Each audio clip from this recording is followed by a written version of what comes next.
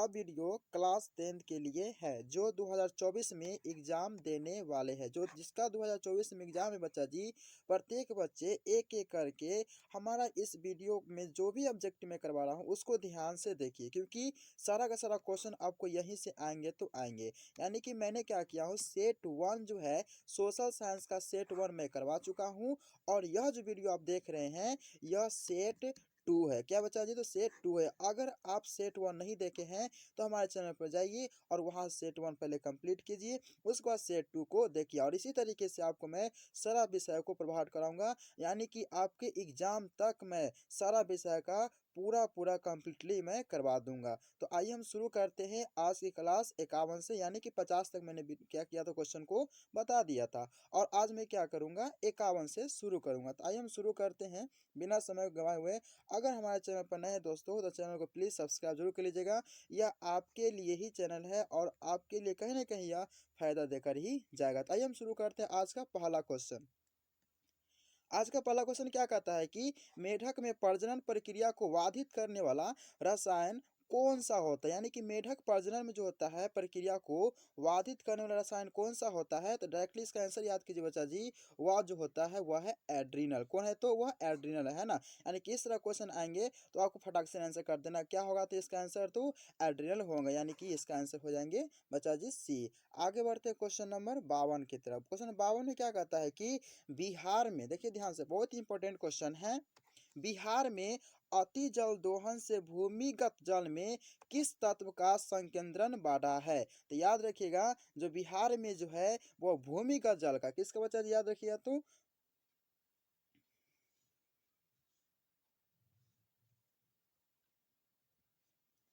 देखिए ध्यान से क्वेश्चन क्या कहता है। 52वां क्वेश्चन कि बिहार में अति जल दोहन से भूमिगत जल में किस तत्व का संकेंद्रण बढ़ा है। तो याद रखिएगा जो संकेंद्रण जो बढ़ा है वह किसका बढ़ा है, तो आर्सेनिक का। किसका बढ़ा है, तो बच्चा याद रखिएगा तो आर्सेनिक का बढ़ा है। आगे बढ़ जाते हैं क्वेश्चन में अगले तरफ, है ना। हम यहाँ प्रयास करेंगे कि आपके एग्जाम तक, है ना, सेट के माध्यम से 1 2 करके तेजी से आपका पूरा क्वेश्चन मैं करवा दूं, ठीक है। संविधान की धारा 21 का संबंध किससे है। तो याद रखिएगा संविधान की धारा 21 जो है वह किससे है, तो वन्य जीव तथा प्राकृतिक संसाधनों का संरक्षण से है। तो इसका करेक्ट आंसर क्या हो जाएंगे, तो याद रखिएगा बच्चा जी ए हो जाएंगे। आगे बढ़ जाते हैं क्वेश्चन नंबर 54 की तरफ। क्वेश्चन नंबर 54 में क्या कहता है कि बिहार के कितने प्रतिशत भौगोलिक क्षेत्र में, यानी कि बिहार के कितने प्रतिशत भौगोलिक क्षेत्र में वन का फैलाव है। यानी कि ये भी क्वेश्चन बहुत बार आपके एग्जाम में पूछा गया। तो बच्चे याद रखिएगा कितने प्रतिशत है, तो याद रखिएगा 7%। कितना प्रतिशत है, तो 7% वन का फैलाव है। तो इसका आंसर कितना हो जाएंगे, तो इसका आंसर डी हो जाएंगे। आगे बढ़ जाते हैं क्वेश्चन नंबर 55 के। तो क्वेश्चन नंबर 55 क्या कहता है कि एल्युमिनियम बनाने में किस धातु के लिए, है ना, एल्युमिनियम बनाने के लिए किस धातु के खनिज की आवश्यकता पड़ती है। याद रखिएगा एल्युमिनियम बनाने के लिए, किसको बनाने के लिए, तो एल्युमिनियम को बनाने के लिए वो जो है किस खनिज की आवश्यकता पड़ती है। तो याद रखिएगा वह खनिज का नाम है बॉक्साइट। क्या नाम है बच्चे, याद रखिएगा तो, है ना, यह बॉक्साइट एक क्या है, तो खनिज है, और इसी की आवश्यकता पड़ती है। इसका आंसर क्या हो जाएंगे, तो बच्चे याद रखिएगा तो इसका आंसर हो जाएंगे डी। याद हुआ। आगे देखिए ध्यान से क्वेश्चन अगले की तरफ बढ़ते हैं। अगला क्वेश्चन क्या अपना में कहता है कि भारत के किस राज्य में सौर ऊर्जा का, ध्यान दीजिए सोलर, है ना, एनर्जी के बाद बताया गया है कि सौर ऊर्जा के विकास की सर्वाधिक संभावना होता है। यानी कि सौर ऊर्जा का विकास सर्वाधिक संभावना कहाँ होता है। तो याद रखिएगा, है ना, ये जो है जहाँ पर बहुत सारा धूप पड़ता है बच्चे, वो कौन सा जगह है, तो याद रखिएगा वह है राजस्थान। कौन है, तो बच्चे जी याद रखिएगा तो राजस्थान है, ठीक है। राजस्थान में सौर ऊर्जा की विकास की संभावना बहुत ज्यादा है। तो इसका आंसर क्या हो जाएंगे, तो याद रखिएगा सी, यानी कि राजस्थान हो जाएंगे। आगे बढ़ते हैं। अगला क्वेश्चन क्या कहता है कि निम्नलिखित में से कौन छोटे पैमाने पर उद्योग है। यानी कि, है ना, क्वेश्चन बोला है कि निम्नलिखित में छोटा पैमाना उद्योग, है ना, जिसको हम लोग कुटीर उद्योग से नाम से भी जाना जाता है, ठीक है। इसको हम लोग क्या बोलेंगे, तो कुटीर उद्योग भी कहेंगे। तो छोटे पैमाने का उद्योग कौन होता है, तो याद रखिए बच्चे जी इसमें से चीनी उद्योग ये नहीं होगा, ये बड़े पैमाने पर किया जाता है। कागज उद्योग ये भी बड़े पैमाने पर किया जाता है। खिलौना उद्योग यानी कि ये आपका कुटीर उद्योग में आ जाते हैं। तो इसका आंसर क्या हो जाएंगे, याद रखिएगा बच्चा जी खिलौना उद्योग। क्या हो जाएंगे, तो खिलौना उद्योग हो जाएंगे। आगे बढ़ते हैं क्वेश्चन नंबर 58 की तरफ। यहाँ प्रयास करते हैं बच्चा जी कि आपका बहुत सारा क्वेश्चन हो जाए और तेजी से हो जाए कम समय में, ठीक है, क्योंकि आपके पास समय बहुत ही कम बचा हुआ है। देश में कितने कितने विशेष आर्थिक क्षेत्र की विकसित हुई है। बच्चे याद रखिएगा, हमारे जो देश में जो है कितने, है ना, विशेष आर्थिक क्षेत्र की विकसित हुई है, वो है 10। कितने हैं तो बच्चे याद रखिएगा, तो 10 क्षेत्र है। ठीक है, आगे बढ़ जाते हैं क्वेश्चन नंबर अगले की तरफ। क्वेश्चन अगला में क्या कहता है कि बिहार की सीमा में, जो बिहार की जो है ना सीमा में रेल मार्ग की कुल लंबाई कितनी है, तो याद रखिएगा इसकी जो लंबाई होती है बच्चे जी, वह कितना है, तो 62, है ना, 83, यानी कि यहाँ पर 6283 किलोमीटर है किसकी, तो बिहार की सीमा है। ठीक है, इसका आंसर क्या आ जाएंगे तो बच्चे याद रखिए, तो ए हो जाएंगे। ठीक है, आगे बढ़ जाते हैं क्वेश्चन नंबर अगले 60 की तरफ। 60 में क्या कहते हैं, ध्यान से देखिएगा कि तल छत यानी कि तल चिन्ह की सहायता से किस स्थान की मापी गई ऊंचाई को क्या कहा जाता है, तो याद रखिएगा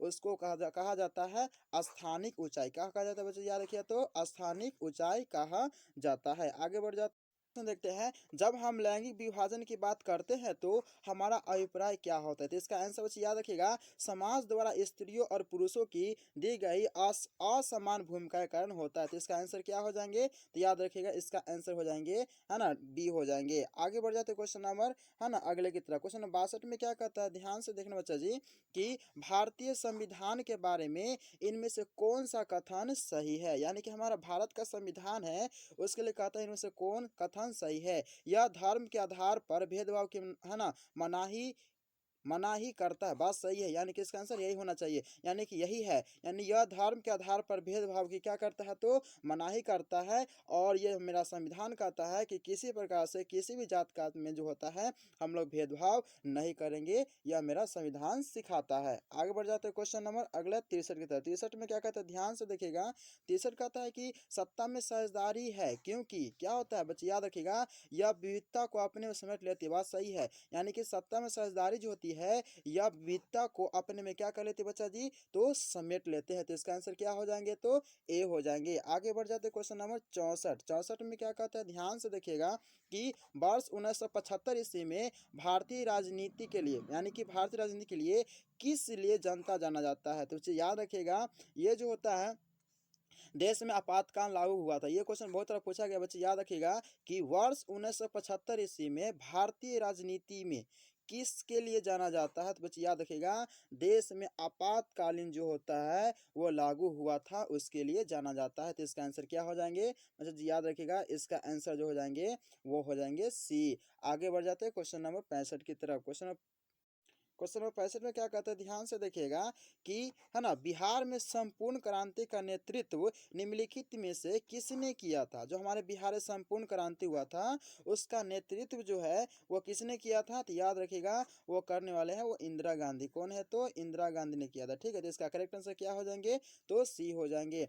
आगे बढ़ जाते हैं क्वेश्चन नंबर अगले 66 की तरफ। 66 में क्या कहता है कि नर्मदा घाटी परियोजना किस राज्यों से संबंधित है, तो इसका आंसर याद रखिएगा वह है गुजरात, महाराष्ट्र और मध्य प्रदेश, यानी कि ये 3 राज्य है जिनसे नर्मदा घाटी परियोजना का संबंध रखता है। कौन कौन है बस याद रखिएगा, पहले गुजरात है, उसके बाद कौन है तो महाराष्ट्र है, और उसके बाद कौन है तो याद रखिएगा मध्य प्रदेश हुआ। तो इसका करेक्ट आंसर क्या हो जाएंगे, तो डी हो जाएंगे। आगे बढ़ जाते क्वेश्चन नंबर अगला 67 की तरफ। 67 में क्या कहता है, अगला क्वेश्चन कहता है कि निम्नलिखित में से किसे लोकतंत्र का प्राण, है ना, माना जाता है। बच्चे याद रखिएगा निम्नलिखित में से किसे जो है वो लोकतंत्र का क्या कहा जाता है, तो प्राण माना जाता है। बहुत ही इंपॉर्टेंट क्वेश्चन है, याद रखिएगा वह जो होगा राजनीतिक दल को, किसको बच्चे याद रखिए, तो है ना राजनीतिक दल को ही क्या किया जाता है, तो लोकतंत्र का प्रमाण या प्राण माना जाता है। बच्चे याद रखिएगा जिसका आंसर क्या हो जाएंगे, तो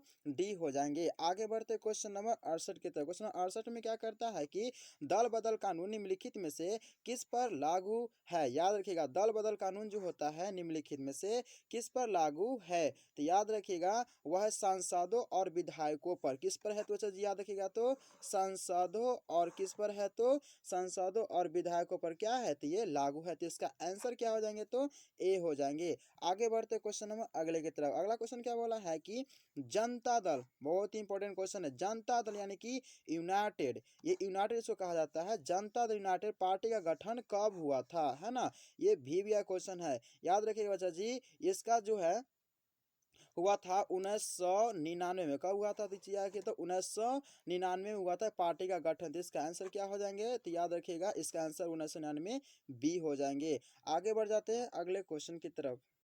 अगला क्वेश्चन क्या कहता है ध्यान से देखिएगा। कहता है क्वेश्चन में कि निम्न में से कौन अर्थव्यवस्था के प्राथमिक क्षेत्र से सम्मिलित है। तो याद रखिएगा वह जो होता है अर्थव्यवस्था के जो पहले तो प्राथमिक क्षेत्र जो माना जाता है वह प्राथमिक क्षेत्र कृषि को ही माना जाता है। किसको माना जाता है याद किया तो प्राथमिक क्षेत्र कृषि को माना जाता है। तो इसका आंसर क्या हो जाएंगे तो बी हो जाएंगे। आगे बढ़ जाते हैं अगले क्वेश्चन 71 में। अगला क्वेश्चन क्या कहता है ध्यान से देखिएगा कि किस देश की प्रति व्यक्ति आय, बच्चे याद रखिएगा बहुत इंपॉर्टेंट है, प्रति व्यक्ति आय अधिक होती है वह देश क्या कहलाता है। यानी कि जिस देश का प्रति व्यक्ति आय अधिक होगा वह कंट्री क्या कहलाएगा। तो बच्चे याद रखिएगा वह कंट्री जो कहलाएगा एकदम श्योर है विकसित कहलाएगा। यानी कि जिसका प्रति व्यक्ति आय, आय मतलब होता है इनकम, बच्चे याद रखिएगा पैसा जिसके पास बहुत सारा हो प्रत्येक व्यक्ति के पास है ना। यानी जिसका अगर इनकम ज्यादा होगा वह देश विकसित ही कहलाएगा। तो इसका आंसर क्या हो जाएंगे तो याद रखिएगा बी हो जाएंगे। आगे बढ़ जाते हैं अगले क्वेश्चन।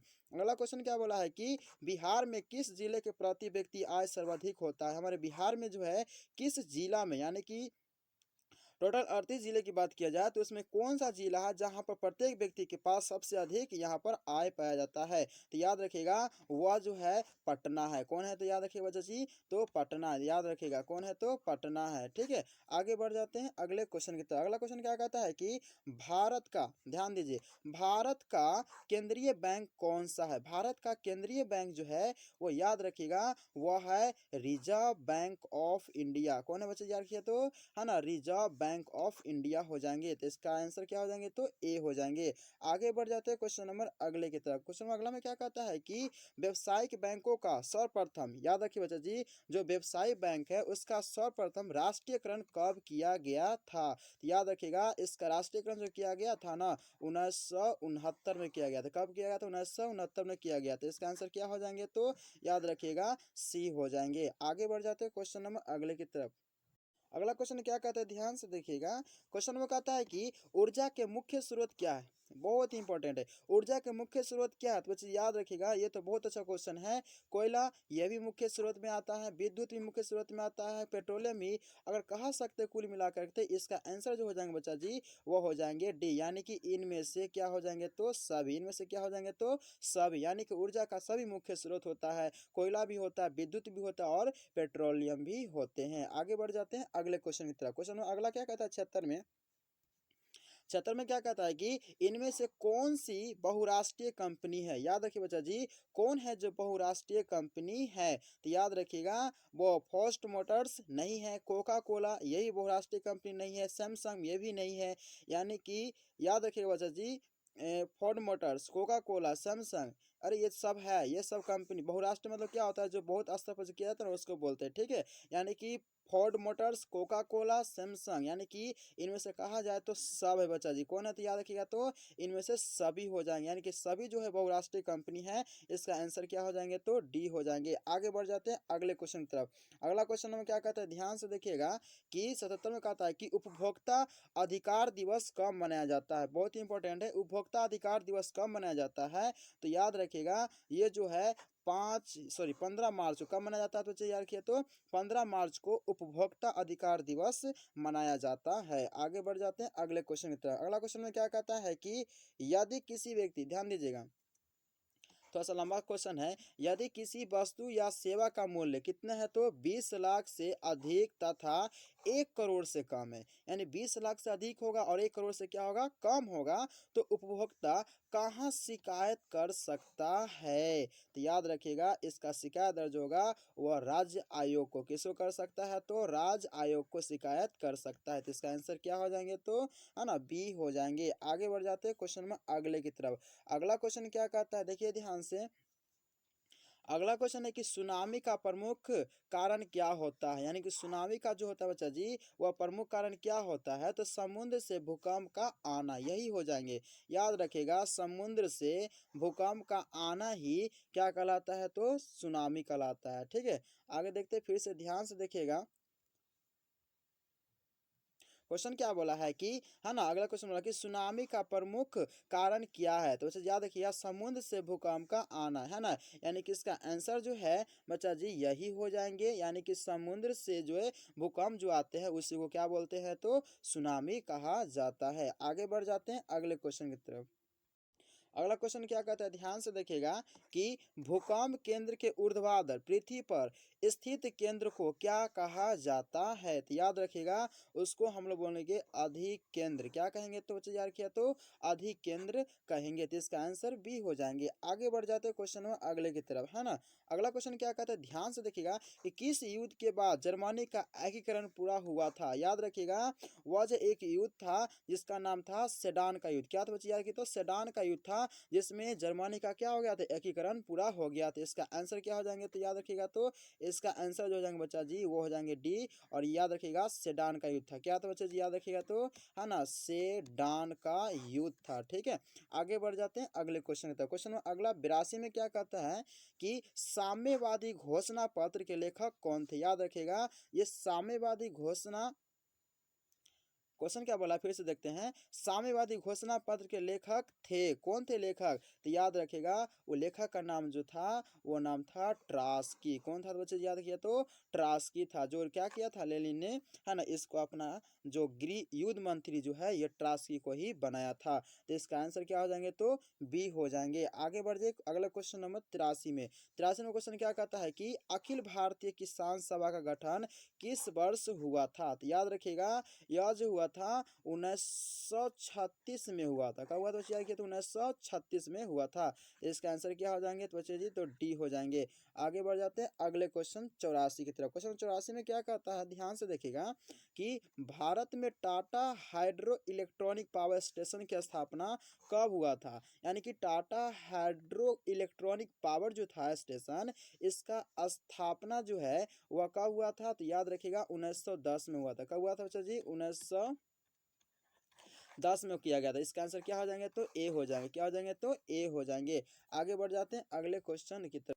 अगला क्वेश्चन क्या कहता है कि, है ना, मुद्रण सबसे पहले किस देश में प्रारंभ हुआ था। बहुत ही इंपॉर्टेंट है, मुद्रण जो है सबसे पहले किस देश में आरंभ हुआ। तो याद रखिएगा वह कंट्री का नाम था चीन। क्या नाम था बच्चा जी, चीन। यानी कि चीन में जो है सबसे पहले क्या हुआ था, तो मुद्रण का आरंभ किया गया था। इसका आंसर क्या हो जाएंगे, तो ए हो जाएंगे। आगे बढ़ जाते हैं अगले क्वेश्चन 86 की तरफ। 86 में क्या कहता है कि किस वर्ष साइमन कमीशन भारत आया था। यानी कि साइमन कमीशन जो है वह कौन साल में, है ना, भारत आया था। तो याद रखिएगा वह जो है 1900 जो है 28 में भारत आए थे। कब आए थे बच्चे, याद किया था 1928 में भारत आए। इसका आंसर क्या हो जाएंगे, तो इसका आंसर जो हो जाएंगे वो डी हो जाएंगे। आगे बढ़ जाते हैं क्वेश्चन नंबर 87 की तरफ। अगला क्वेश्चन में क्या कहता है कि पंचनामे स्थापना जो है वो किसकी रचना है। याद रखिए पंचनामे जो है इसकी स्थापना वो किसकी रचना है। तो याद रखिएगा बच्चा जी यह जो रचना किया गया था वो किसके द्वारा किया गया था, मार्टिन लूथर के द्वारा। किसके द्वारा, तो मार्टिन लूथर के द्वारा। तो इसका आंसर ए हो जाएंगे। आगे बढ़ते हैं क्वेश्चन नंबर 88 की तरफ। 88 में क्वेश्चन क्या कहता है कि गुटेनबर्ग ने सर्वप्रथम किस पुस्तक की छपाई की थी। बच्चे याद रखिएगा सर्वप्रथम जो है वह पुस्तक की छपाई करने वाला था और उसका नाम था बाइबिल। क्या था, तो बाइबिल, है ना। यहाँ पर सॉरी था टाइपिंग भी सही हो गया। इसका आंसर हो बाइबिल। क्या होगा, तो बाइबिल हो जाएंगे। ठीक है, आगे बढ़ते क्वेश्चन नंबर 89। 89 में क्या कहता है कि हिंद स्वराज पुस्तक के लेखक कौन है। याद रखिए बच्चा जी हिंद स्वराज जो है इसके पुस्तक के जो लेखक है वह है ए, यानी कि महात्मा गांधी। कौन है, तो महात्मा गांधी थे। ठीक है, तो इसका आंसर क्या हो जाएंगे, तो ए हो जाएंगे। आगे बढ़ जाते हैं क्वेश्चन नंबर, अगला क्वेश्चन देखिए ध्यान से बच्चा जी। क्वेश्चन क्या बोला है कि औद्योगिक क्रांति, है ना, योजना के तहत पहले या शुरू में कौन उद्योग शामिल थे। तो याद रखिएगा वह उद्योग का नाम था कोयला, कपास और लोह। क्या था, तो कोयला था। ठीक है, याद है कोयला है, कपास है और क्या है, तो लोह है। तो इसका आंसर क्या हो जाएंगे, तो ए हो जाएंगे। आगे बढ़ जाते हैं अगले क्वेश्चन। क्वेश्चन अगला में क्या कहता है कानून नंबर कि निम्नलिखित में, ध्यान दीजिए बच्चा जी, क्वेश्चन क्या बोला है कि निम्नलिखित में से किसे साम्यवाद स्थान साम्यवाद के संस्थापक के रूप में माना जाता है। तो याद रखिएगा वह है कार्ल मार्क्स। कौन है, तो कार्ल मार्क्स। और हम लोग कार्ल मार्क्स से क्या बोलते हैं मालूम है, रॉकी भाई, क्या बोलते हैं तो रॉकी भाई। अब रॉकी भाई KGF फिल्म तो देखे ही होंगे, और KGF में जिस प्रकार से रॉकी क्या करता है, मजदूरों का एक मसीहा बन करके जाता है, मजदूरों को हक दिलाता है, उसी प्रकार से यहाँ पर कार्ल मार्क्स जो है मजदूरों को हक दिलाता है। ठीक है, तो इसका आंसर क्या हो जाएंगे तो जी डी हो जाएंगे। आगे बढ़ जाते हैं क्वेश्चन में अगला 92 क्या कहता है कि कौन से संशोधन अधिनियम के द्वारा सरकार का तीसरा स्तर बनाया गया था। तो याद रखिएगा वह है 73वां संशोधन, यानी कि 73वां संशोधन में क्या किया गया था, सरकार द्वारा ये बनाया गया था, जिसका आंसर क्या हो जाएंगे तो याद रखिएगा इसका आंसर जो हो जाएंगे वह बी हो जाएंगे। आगे बढ़ जाते हैं क्वेश्चन नंबर 93। क्वेश्चन नंबर 93 क्या कहता है, ध्यान से देखिएगा कि निम्न में से कौन सा पंचायती राज व्यवस्था का दूसरा स्तर है। याद रखिएगा वह जो पंचायती राज का दूसरा स्तर जो है बच्चा जी, वह होगा पंचायत समिति। क्या होगा तो पंचायत समिति, यानी पंचायत समिति जो है यह पंचायती राज का ये दूसरा व्यवस्था होता है। तो इसका आंसर क्या हो जाएंगे तो सी हो जाएंगे। आगे बढ़ जाते हैं क्वेश्चन नंबर अगले 94 की तरफ। 94 क्या कहते हैं, ध्यान से देखिए, निम्न में से कौन सी स्थिति है ना लोकतंत्र की सफलता के लिए सबसे है ना क्या है तो आवश्यक है, यानी कि कौन सा यहाँ पर जो स्थिति है जो लोकतंत्र की सफलता के लिए सबसे आवश्यक माना जाता है, तो वह है मजबूत जनमत। क्या है तो मजबूत जनमत, यानी कि यही मजबूत जनमत जो है सबसे हार्ड माना जाता है। तो इसका आंसर क्या हो जाएंगे तो ए हो जाएंगे। आगे बढ़ जाते हैं क्वेश्चन नंबर 96 क्या कहते हैं, ध्यान से देखिएगा कि राजनीतिक दलों की नींव सर्वप्रथम किस देश में पड़ी। तो याद रखिएगा वह कंट्री का नाम था ब्रिटेन। क्या है तो ब्रिटेन, यानी कि ब्रिटेन देश में जो है राजनीति का नींव सबसे पहले डाला गया था। आगे देखते हैं ध्यान से अगले क्वेश्चन नंबर 97 क्या कहता है कि भारत में किस तरह के लोकतंत्र की व्यवस्था की गई थी। बच्चे याद रखिएगा वह जो है अप्रत्यक्ष, कौन है तो अप्रत्यक्ष लोकतंत्र की व्यवस्था का क्या किया गया था, तो वहां पर लागू किया गया था। ठीक है, तो इसका आंसर क्या हो जाएंगे तो बी हो जाएंगे। आगे बढ़ जाए क्वेश्चन नंबर 98 में क्या कहता है कि इनमें से कौन सी राज्य की विशेषता नहीं है। तो याद रखिएगा वह है जनसंख्या। कौन है तो जनसंख्या जो है वह राज्य की विशेषता या नहीं है। तो इसका आंसर क्या हो जाएंगे तो ए हो जाएंगे। आगे बढ़ते क्वेश्चन नंबर 99 क्या कहता है, ध्यान से देखिएगा कि राजनीतिक दलों की मान्यता और उनका चिन्ह जो है किसके द्वारा प्रदान किया जाता है। तो याद रखिएगा वह जो प्रदान किया जाता है वह निर्वाचन किसके लिए चाहिए तो निर्वाचन आयोग के द्वारा क्या किया जाता है तो प्रदान किया जाता है। तो इसका आंसर क्या हो जाएंगे तो सी हो जाएंगे। अब देखते हैं एक लास्ट क्वेश्चन इस सेट का जो है क्वेश्चन नंबर 100 में क्या कहता है, ध्यान से देखिएगा कि जिस देश की राष्ट्रीय आय अधिक होती है वह देश क्या कहलाता है। यानी जिसका राष्ट्रीय आय अधिक होता है वह देश क्या कहलाता है। तो फिर से क्वेश्चन रिपीट कर दिया है, इसका आंसर क्या हो जाएगा तो बी, यानी कि विकसित। यानी कि जिसका राष्ट्रीय आय अधिक होगा वह क्या कहलाएगा तो विकसित कहलाएगा। तो बच्चा जी यहाँ पर मैं सेट जो है 2 भी कंप्लीट कर चुका हूँ, और यह सोशल साइंस का था। और इसके आगे जो है हम सेट 3 लेकर के आएंगे जो सोशल साइंस का ही होगा। ठीक है, अगर इस तरह का वीडियो अगर आप देखना चाहते हैं तो हमारे चैनल से ज़रूर जुड़िए, और आपके एग्ज़ाम 2024 में होने वाला एग्ज़ाम के लिए मैं पूरा प्रयास करूंगा कि आपका ऑब्जेक्टिव एक से एक भी गलती होना ना चाहिए। दोस्तों अगर हमारे चैनल पर नए हैं तो चैनल को सब्सक्राइब जरूर कीजिएगा, है ना। तब तक के लिए दोस्तों जय हिंद।